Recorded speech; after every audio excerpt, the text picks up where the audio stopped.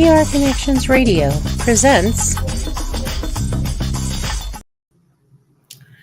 Hello, and welcome back to another episode of the Professionals Podcast. I am your host, Rachel West, and I am an empowerment coach. I specialize in mental wellness and addiction recovery.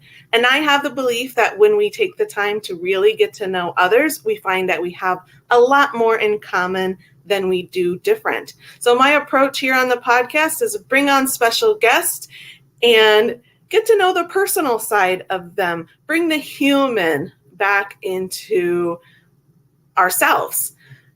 I believe that when we look at any form of media, we see the glitz and the glam of a professional, but what we don't see is everything that they have had to overcome to get to where they are today. So welcome to the show, Chris. Thank you, Rachel. It's great to be here with you. Yes, I'm so excited to chat with you today and to let our listeners get to know you and how you help in our community and the world too. So let's jump right in. And if you could give us a quick 5-minute or so background on your journey and how you got to where you are today.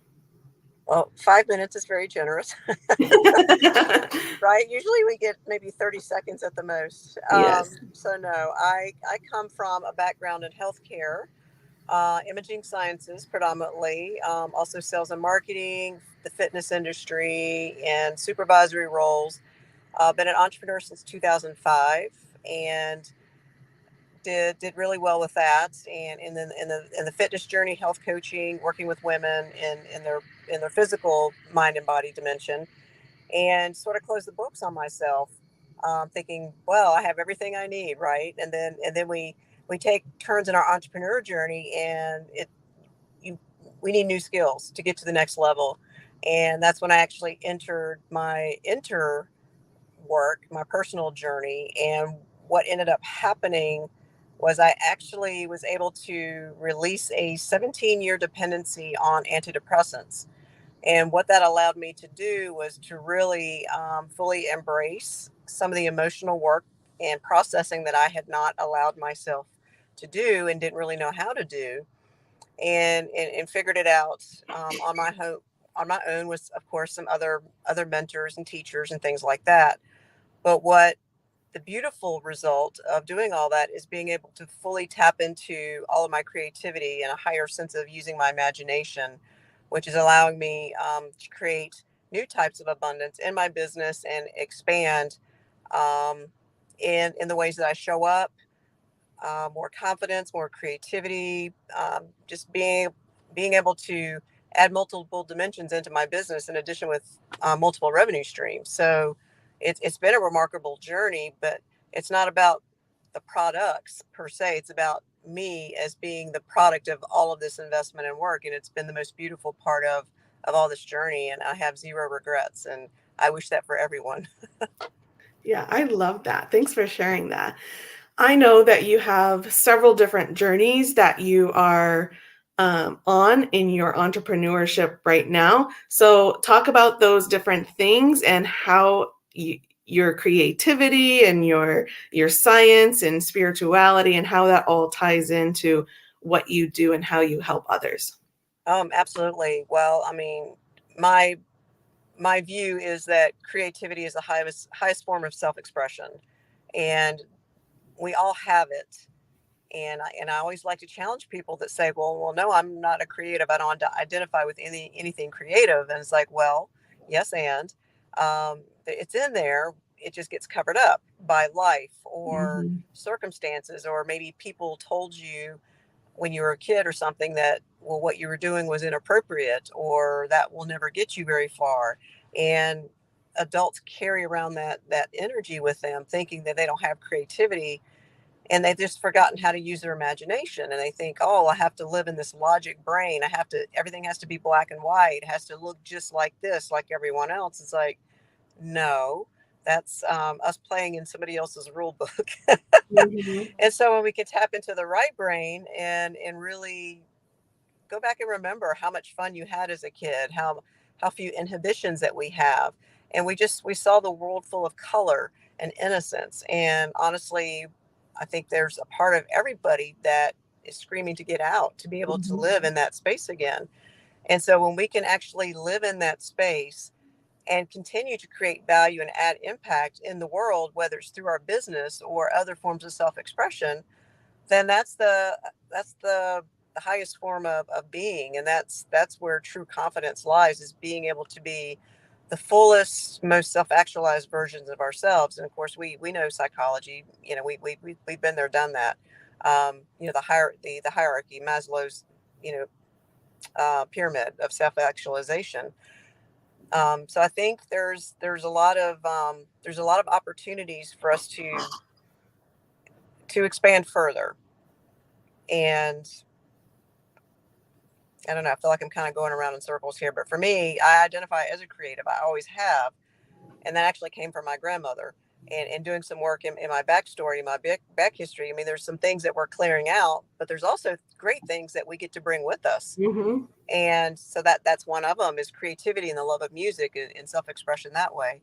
So yes, I identify as a creative, and that actually makes me work very well with people who also identify as creatives.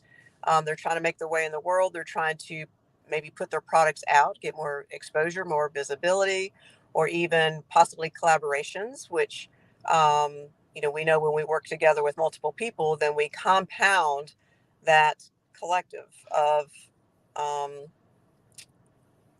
of putting ourselves out there, that energy and just that exposure, but also working in the physical dimension, again, with the mind and body. I have that as part of my skill set. So if people are looking for ways to get healthier in their life, but we're also going to look at emotional, spiritual, and consciousness. I love playing in those multiple dimensions. That means that we can collapse time and we can truly look at where somebody's feeling pain. Sometimes it's not in the physical body. Sometimes it's emotional pain or it's mental pain.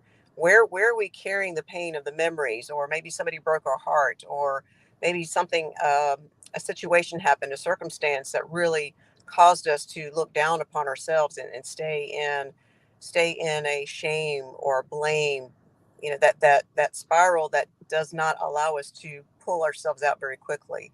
And so it's looking at all of those different dimensions of the human experience, and being able to clear up pain that's coming from different parts of us, not just in the physical, but also the mental and the spiritual.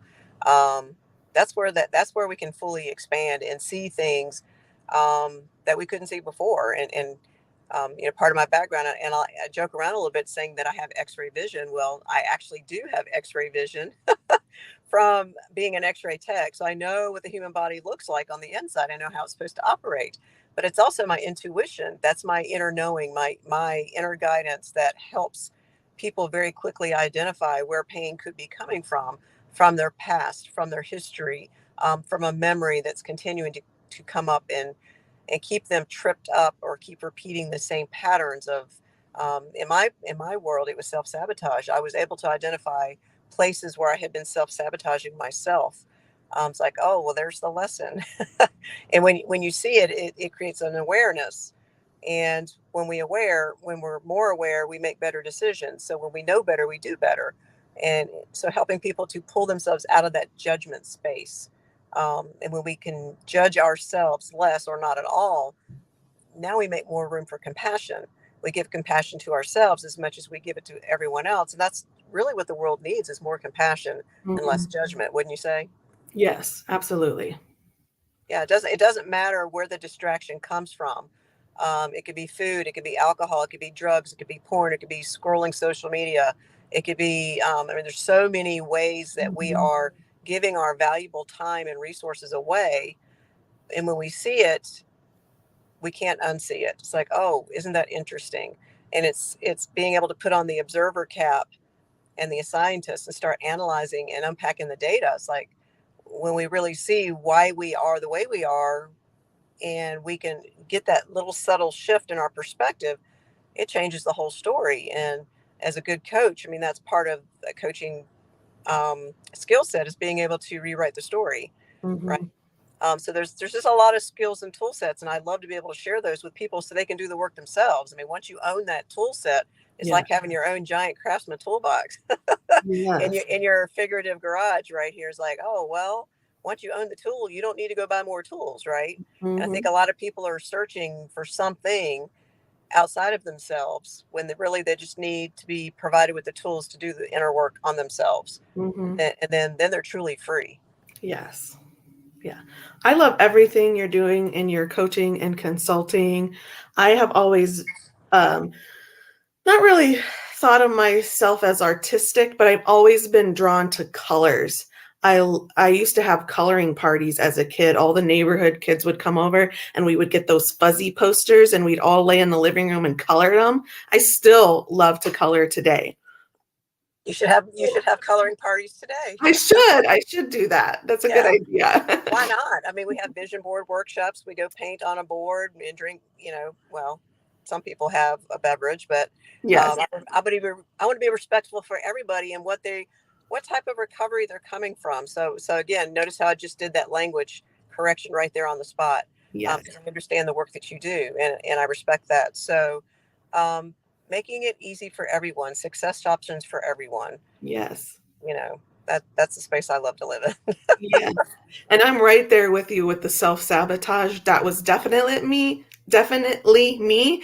And also waiting for the crash and burn, waiting for the rock bottom, waiting for the explosion to happen before taking action, and learning that I don't have to wait for that to happen in order to take action and move forward.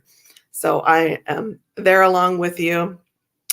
What is something you have struggled with in the past that you had to overcome that might help somebody who's going through that now overcome it themselves? I think shame is a big one. And that was probably the last one. Actually, no, there's been one recently. Betrayal. Mm, Betrayal is a big one, and it sneaks up on you. And and we're not talking about the betrayal that happens with other people, but the betrayal within ourselves, where we're not fully honoring what we want, who we are, and we second guess ourselves. So I think betrayal is a big one, but another one, and those of you who love Brene Brown, shame. Where does shame come up? And that's again where judgment comes up. And so when we can identify where that's coming up in our thoughts, in our memories, and that holds a lot of clues onto the first things that we can clear up more quickly, that starts creating that starts moving the clouds away, right? When we can start parting the clouds in our mind and our memories, that allows more light in. And Rachel, you and I speak in frequency and vibration. We know shame is at the lowest end of the mhm. vibrational chart, and so the sooner that, or more quickly, we can pull ourselves up out of that low vibrating energy, we're already on a path to healing, Yeah. right? And we're slowly climbing that vibrational chart. And we know inner peace, joy, love, unconditional love, those are at the highest level of the vibrational chart and the frequency. And when we talk about things like attracting abundance, it's first acknowledging the abundance already exists within us. We just haven't the eyes to see it yet. And so when we can clear out those clouds of judgment, all those low vibrating energies, we automatically make room for love. And when we talk about the two basic emotions, because I love to simplify everything, there's fear and then there's love. Everything else in between is just kind of somewhere in between on that spectrum. But if somebody is projecting something on you that doesn't sound good or triggers you or activates you, um, it's causing you to drop in your vibration. So having those energetic boundaries so that you are protected, you stay neutral. And really, it's saying more about that other person than it is about you, because our ego wants to make everything about us. But when we go through life and we encounter people and they're projecting stuff on us, how much more free for us is it to realize it's like, oh wow, that's really not about me, it's about that other person, and they just don't know how to manage their energy or their emotions and their ego. So it's learning for us how to manage those three things that keeps us in a interjective, like a bubble, if you will. right? So those negative things, those negative influences don't penetrate the bubble; they just get deflected off, and then our bubble just gets bigger and bigger because we're attracting more people that have good energy, and life is a lot sunnier. Life is a lot lighter and brighter when we live in a place of love and removing judgment. And it's not perfect because we are human. That's the paradox. Yeah. We're getting bombarded every day, all day, from outside external influences. So it's being able to protect our internal. Um, I don't like to use the word Teflon, but it's just being well regulated allows us to very quickly see, oh, that's not meant for me. That's somebody else's energy. It's not mine, and I'm just going to continue turning the rheostat up on my sunshine. Yeah. Right. So it crowds out the clouds, and you don't attract that anymore, and you really don't see it. And then those old stories and memories that used to cloud our memories, they sort of fade away and they dissipate, and Yeah. they take up very, very low bandwidth in our life. And that's I think that's what everybody wants, to be free of pain, physically, mentally, and psychologically. Yeah. Absolutely. So I know that if you're part of the problem, you can't be part of the solution. You need outside help to help you identify those things that you don't know you don't know. So what is a tip that you could give someone who may not be aware of something, and what is one little thing that they could do to gain that awareness? Ask better questions. Start asking questions. People, some people are very two-dimensional, and they live in a black and white world, and they're content, Mhm. right? So if they're content to be where they are, there's really they're not ready yet. You know what I'm saying? But if they're in a place where it's like, well, I'm not really happy, I'm not satisfied, I'm not really sure, but I think there's more, right? There's a glimmer of an open door, and there's an opportunity to hire a mentor, hire a coach, read some books, do some digging, please explore, right? If you have any questions at all, you get to experiment and explore, and that's what life is meant, is to be explored. um, and all of the answers are within each individual. It's up to them to come form the conclusions. And so again, going back to the being a great scientist, is Mhm. being willing to ask new questions, always be Yeah. asking, always be curious.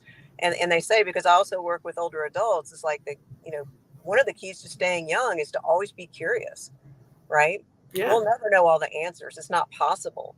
But we can actually get positive dopamine hits to the brain by learning more about ourselves, doing that work.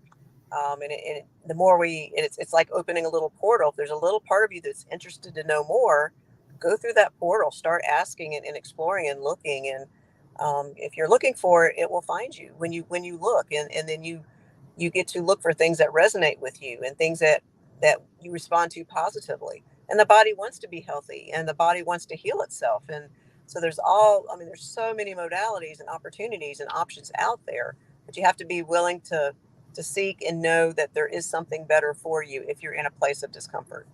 Mhm. Yeah, absolutely. And what would you tell Chris, who was just beginning her entrepreneur journey, that you know now and didn't know then? Oh gosh. Trust yourself. Mm-hmm. Way more than you give yourself credit for. Um, and sometimes the things that you invest in, the lessons and the value sometimes show up in different ways than you expect. Yes. I've invested lots of money in different places and people, expecting a particular result, and the lesson that I gained was completely different. And yet, everything has value, right? I mean, it's all money is an exchange of energy. So we're looking for a lesson. We're looking to solve a problem, but sometimes the problem we're looking to solve isn't in the other person. It's in what we learned about ourselves. Yeah, absolutely. Yes. What does being a professional mean to you? Professional is somebody who has education, has been able to apply that education, that's where knowledge and action turn into wisdom. Yeah. Right. Your knowledge is cheap. You can go on Google. You can Google anything you probably wanted to know. But until you actually implement and apply that knowledge and have a lived experience, the knowledge isn't going to do you any good. It isn't going to move you forward in the direction of your growth. And I like to live in terms of what are my growth goals? Not so much goals as tangibles, like what do I hope to get? It's what I hope to gain and grow. And at the end of the day, we're always growing. There's always an opportunity to learn. I mean, every second of every day, every person you connect with, you have an opportunity to learn more about yourself, and learn what's meant for you. And your intuition knows. And we have to be willing to trust ourselves and just take massive, messy action. Yes. There's that quote. I'm not sure who said it, but it's knowledge isn't power. Applied knowledge is power. Right. So what you do with the knowledge you have that matters. Right. Right. And when you've applied it, then you can actually teach it to someone else. And Yeah. I mean, we're all teachers here, and I mean that's also where the wisdom comes from, is being able to know and do and trust ourselves, and then share it back out into the world. Yep. I live by the learn, do, teach model. The more you learn, the more you can do. The more you do, the more you can teach. And then the more you teach, the more you learn. You learn it like at a deeper level every time. So I love that. And you just said it so much more eloquently than I. Yes, I love that. You can take it. Learn, do, teach, model. Are you there? I'm here. Okay, awesome. So what is one last thing that you would like to share? What do you want the audience to know or take away? I think we've unpacked a lot in this. We have. I mean, yeah. And I hope I made it simple enough where it really hits home, because I mean, it really is science. There's so much science to it, but I don't want to be like the Thomas Dolby. She blinded me with science, right? Yeah. I speak in metaphors in movies because it's relatable. Yes. People understand that. And that's part of my creativity coming out. Mm-hmm. You know, it's, if you can teach it in a way that other people understand and can relate to, then we've both done our job at the end of the day. If we've positively impacted, helped somebody remove some of the dark clouds out of their memories, you know, at the end of the day, that's what it's all about. Yep, it is. And how can our listeners connect with you? I actually have a website. It's called 7secretsforsuccess.com. That would actually get you into my email newsletter, and spell out the word for FOR, 7secretsforsuccess.com. I'm easily found on all of these social media platforms. I'm on Facebook, Instagram, LinkedIn. I'm getting ready to jump on Pinterest. I understand that's a great platform that's not noisy like some of the others, and the rules don't change. But also ChrisDyerConsulting.com is my website. Awesome. Thank you. Thank you so much for being here with us today. I appreciate your time. I appreciate you. Thank you very much. I wasn't sure if you were speaking to me or your audience. Oh, I was talking to you. Oh, well, thank you. Thank you. I received that, Rachel. I appreciate it. Okay, awesome. We will be back here next month. We're here on the first Wednesday of every month. That's October 4th, with another Professionals podcast and another special guest. And we will see you then. Great. Thank you.